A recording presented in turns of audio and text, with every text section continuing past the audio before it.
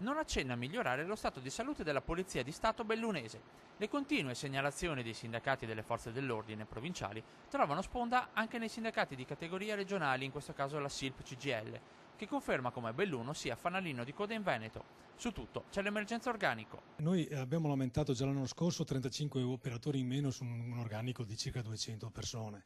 Quest'anno la situazione si è solo aggravata. Abbiamo in chiusura la Polizia Ferroviaria di Calalzo, la Polizia Postale di Belluno, quindi sono uffici del territorio che vengono comunque vengono meno al loro compito. Manca il turnover, l'età media degli agenti è di 46 anni contro i 45 della media veneta e i 48 di Vicenza Maglia Nera.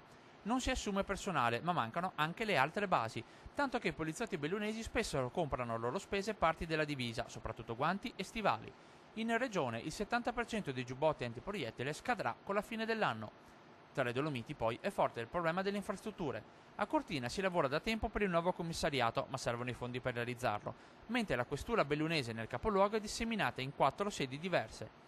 In questi giorni, però, è iniziato il trasloco di una parte del magazzino nella caserma Fantuzzi, da tempo individuata come sede della nuova e unificata questura. La nostra rivendicazione di rilanciare la questione della caserma Fantuzzi, dove veder raccorpare una parte perlomeno dei componenti che governano il controllo del territorio, una questione di economia, di risorse e di razionalizzazione anche di spesa, che vedrebbe un attimo compensare le emergenze di questo territorio. Personale, mezzi, equipaggiamento e infrastrutture. Le necessità della polizia si scontrano con i sempre più scarsi finanziamenti dello Stato. In mezzo, però, sta la sicurezza dei cittadini.